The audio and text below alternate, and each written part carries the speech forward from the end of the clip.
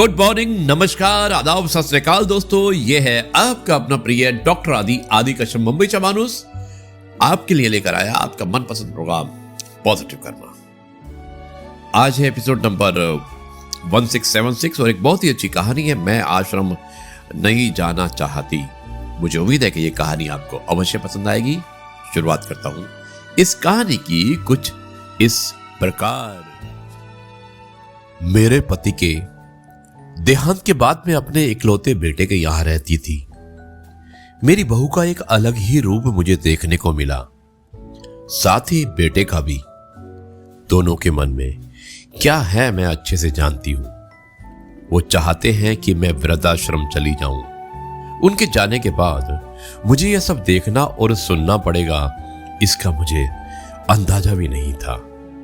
पर मन मार कर अपने बेटे और बहू की बातें सुनकर भी यहां रहती हूं। जानते हो क्यों? क्योंकि मुझे मेरे पोते और पोती दिखाई देते हैं। उनकी झलक पाकर मुझे सुकून मिलता है।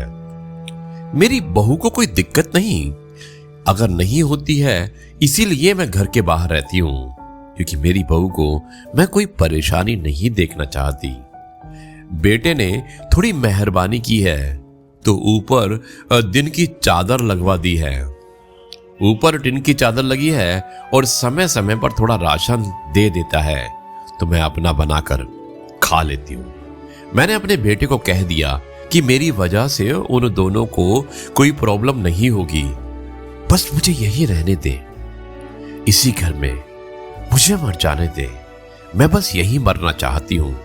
मैं अपने आप को खुश किस्मत समझती हूँ कि मेरे बेटे और बहू कम से कम मेरे लिए इतना तो कर रहे हैं, चाहे मैं टिन के चादर वाले घर में रह रही हूं। मेरा बेटा सुबह 9 बजे नौकरी जाता है और बच्चे भी उसी समय स्कूल चले जाते हैं, और फिर शाम को 6 बजे मेरा बेटा वापस आता है और बच्चे 3 बजे आते हैं।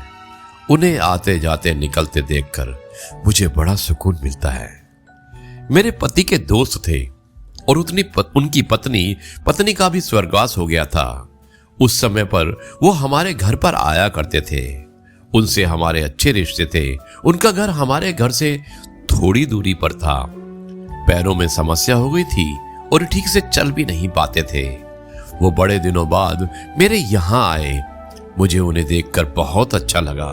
उनका हाल भी मेरी तरह ही था। बच्चे अब उनसे भी परेशान थे और आकर मेरे पास अपना दुखड़ा रोते थे और उन दिनों को याद करते थे। बुढ़ापा हम जैसों को बहुत रुलाता है। उनकी पत्नी का स्वर्गवास हो गया था और उन्हें चलने उठने में समस्या थी, इसीलिए वो तो अपना खाना भी नहीं खाते थे।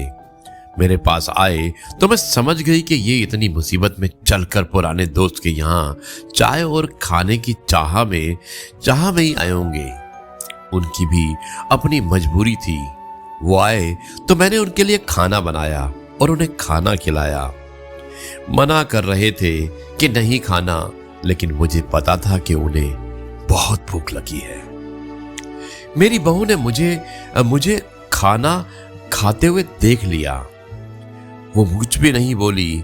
ऐसे ही वो यहाँ 2-3 बार आए और जब भी वो आते मैं उन्हें खाना खिलाती। फिर उनके जाने के बाद जब मेरा बेटा आया तो बहू कहती है कि तुम्हारी माँ कितनी बेशर्म है, पता नहीं किस किस को आजकल बुलाकर खाना खिला रही है।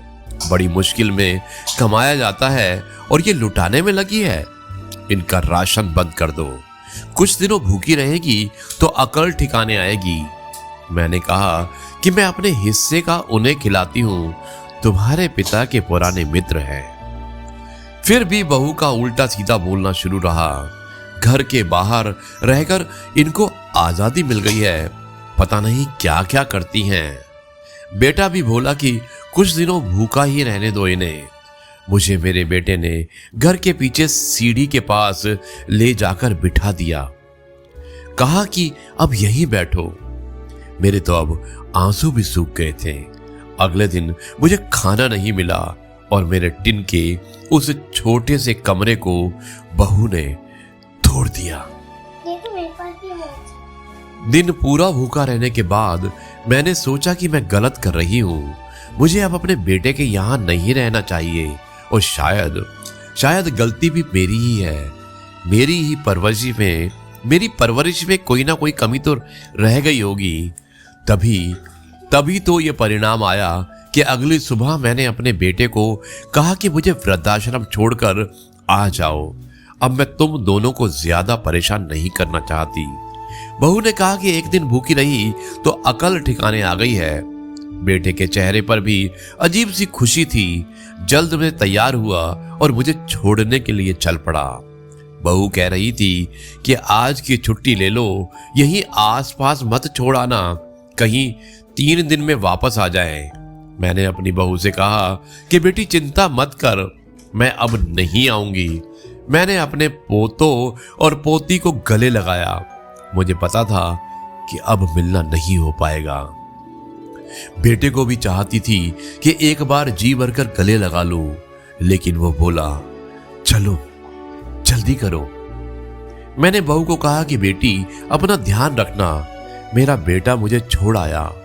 वहां आकर मैंने देखा कि मेरी तरह कई हैं, थोड़े दिन उदास रहते हैं और फिर सच को स्वीकार कर लेते हैं। मैं अब यहां खुश हूं, कुछ काम भी करती हूं। मैं चाहती हूं कि ऐसा कहूं कि ऐसा किसी के साथ ना हो, लेकिन ऐसा कब किसके साथ हो जाए कोई बता नहीं सकता। लेकिन माँ बाप का ऐसे समय के लिए भी तैयार रहना चाहिए। बस बच्चों को पालकर बड़ा कर दो और उनसे कुछ उम्मीद मत रखो। दोस्तों, ये थी कहानी।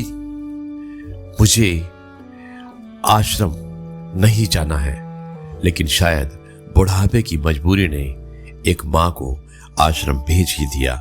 अब मैं इस कार्यक्रम को यहीं पर समाप्त करता हूं और कल आपसे एक बार फिर से मुलाकात होगी कुछ नई बातों के साथ। तब तक के लिए कहता हूं जय गुरु जी, शुक्राना गुरु जी। जी हाँ दोस्तों, कैसी लगी ये कहानी? मुझे उम्मीद है कि ये कहानी आपको अवश्य पसंद आई होगी। अब मैं इस कार्यक्रम को यहीं पर समाप्त करता हूँ और मैं आपसे उम्मीद करता हूँ कि अपने पेरेंट्स की रेस्पेक्ट कीजिएगा, अपनी माताओं की, अपने पिता की, अपने बुजुर्गों की रेस्पेक्ट कीजिए, क्योंकि वो है तो आप हैं, ना कि आप हैं तो वो हैं। इस मैसेज को आप अवश्य समझिएगा, देखिएगा और उसको इम्प्लीमेंट कीजिएगा। नमस्कार, जय हिंद, वंदे मातरम, जय गुरु जी, शुक्राना गुरु जी।